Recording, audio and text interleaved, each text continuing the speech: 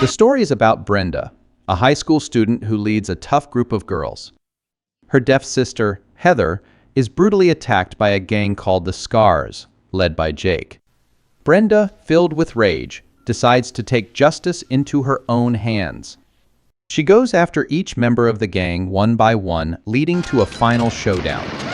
The movie starts with a fun night out as Brenda and her friends wander through the city together.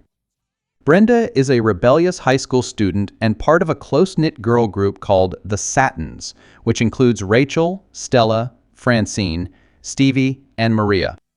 One evening, they go out together on Hollywood Boulevard with Brenda's younger sister, Heather. Heather is a sweet girl who became deaf and mute after their father's death, and Brenda is very protective of her. As they walk, the girls talk about Francine's upcoming wedding and share in the excitement of her big day.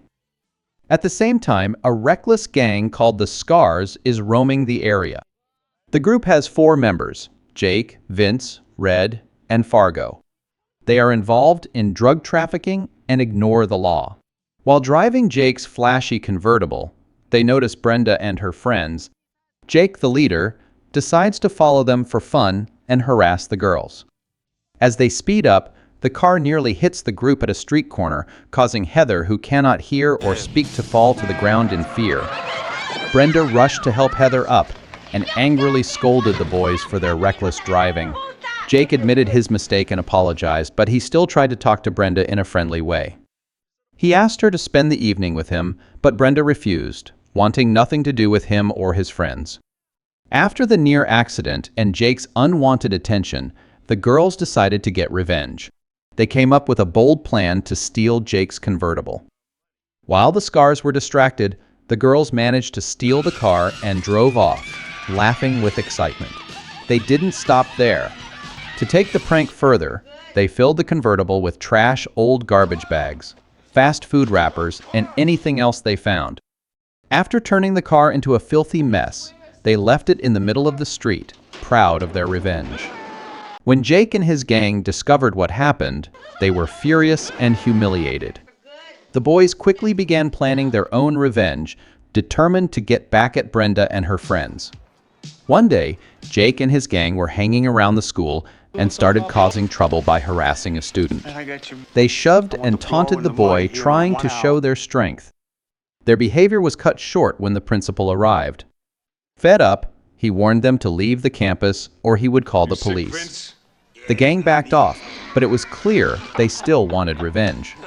Meanwhile, in the school gym, the girls were busy with a workout session led by their instructor. The mood shifted when a young man named Wes walked in. Wes tried to flirt with Brenda, clearly drawn to her and eager for her attention. Brenda, however, wasn't interested and ignored him, staying focused on her workout.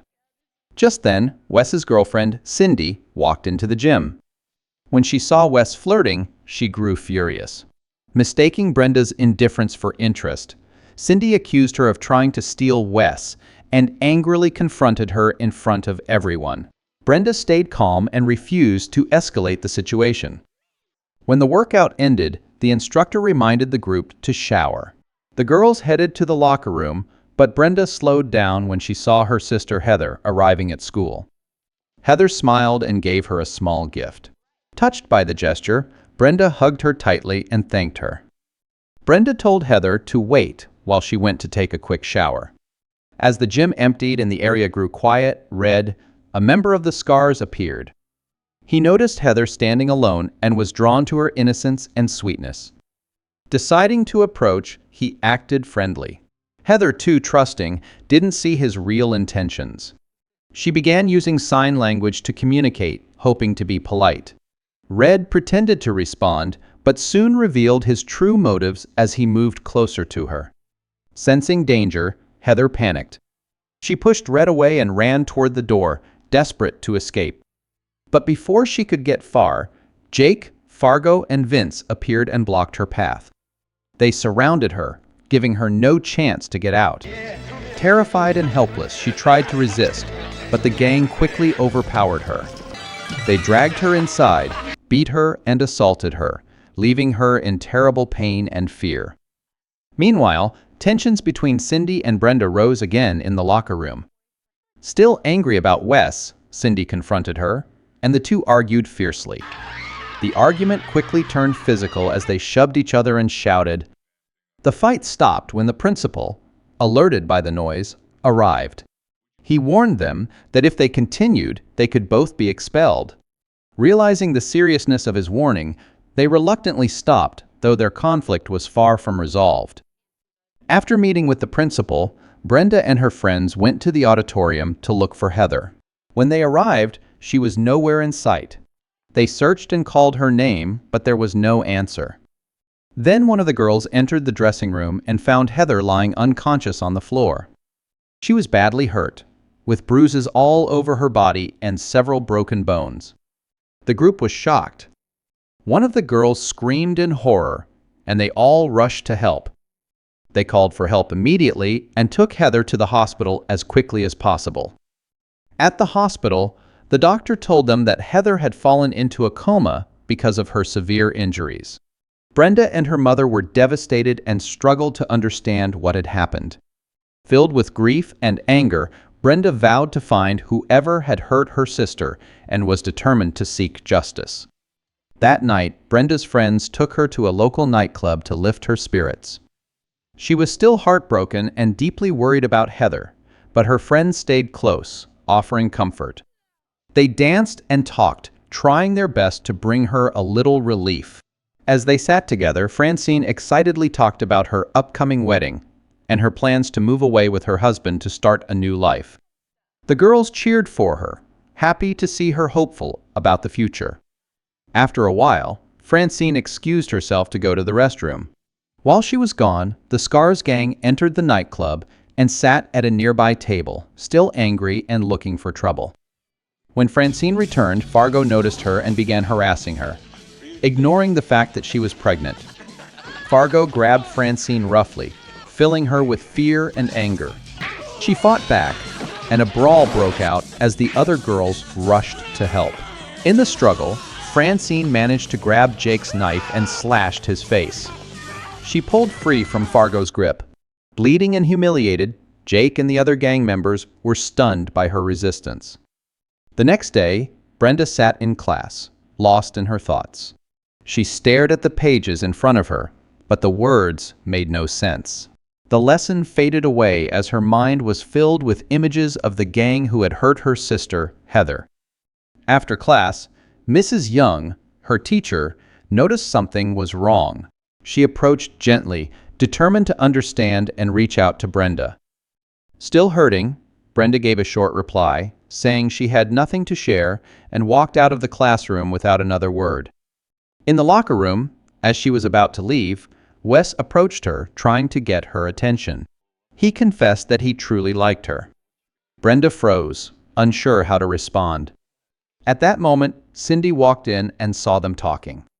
She immediately assumed Brenda was trying to steal Wes. Jealousy flared, and Cindy's face twisted with rage as she screamed at Brenda, accusing her of flirting with her boyfriend. In class, Cindy still refused to let go of what had happened. She kept throwing rude remarks at Brenda, trying to provoke her. At first, Brenda stayed quiet, not wanting more trouble. But then Cindy went too far, making a cruel insult and mocking Heather. That was the breaking point. Brenda snapped. The two clashed in the middle of the classroom, shouting and causing chaos. The principal rushed in and had finally had enough. This time, there were no more warnings. He suspended both Brenda and Cindy, hoping the punishment would teach them a lesson. Vince ran to his friends, his face tense with worry. He panicked as he told them that news about Heather was spreading quickly through the school. Jake, however, stayed calm and told Vince to keep his cool. Then, with a sly smile, he changed the subject to the next Target store he planned to visit, asking where he could find Francine. Behind his calm appearance, Jake was still angry about the cut on his face and quietly plotted how to make her pay. Meanwhile, Francine entered a boutique to try on her wedding dress. Her face lit up with excitement as she admired the gown that fit her perfectly. Lost in thoughts of her upcoming wedding, she didn't notice the Scars nearby, watching her every move. As Francine left the store, she realized the scars were following her. They chased her through an abandoned industrial area filled with empty buildings and dark alleys. She ran as fast as she could, desperately searching for a place to hide. But soon the men cornered her. Terrified, she begged them not to hurt her, her voice shaking with fear. Jake, consumed by anger, ignored her pleas. He lifted her up and threw her off the overpass above the Los Angeles River. The brutal act left Vince deeply shaken. Though he was part of the scars, he felt regret for what had happened. Horrified by Jake's cruelty, he realized how wrong their actions were. Filled with guilt, Vince decided to leave the gang, knowing he could no longer be part of it. Later, he visited Heather in the hospital. He entered her room, saw her lying unconscious, and quietly apologized, expressing his sorrow for everything that had happened. Vince's heart was heavy with guilt as he looked at Heather, wishing he could undo what had happened. Just then, Brenda arrived at the hospital and saw him speaking to her unconscious sister. Hearing his apology filled her with rage. She shoved Vince against the wall and demanded to know what he had done. Caught off guard, Vince struggled to get free, pushed her away, and ran down the hallway. That night, still consumed by anger, Brenda went to a weapons store. She bought a crossbow and several bear traps. Later, Brenda went into a quiet part of the city and found the scars near an abandoned textile warehouse. At the same time, Jake grew suspicious that Vince might be talking, so he decided to kill him. He told Fargo and Red to stay at the warehouse while he went after Vince. Jake found Vince borrowing money from a friend and ran him down with his car, killing him before escaping with the cash. Meanwhile, Brenda reached the warehouse. She taunted Fargo and Red, drawing them inside. She killed Fargo with a crossbow arrow to the neck, then killed Red by snapping a bear trap around his throat. Afterward, Brenda waited for Jake to return. When he arrived and saw the bodies of Fargo and Red, he was shocked and began searching the warehouse. Brenda called out to him. Enraged that she had killed his friends, Jake tried to shoot her with a handgun.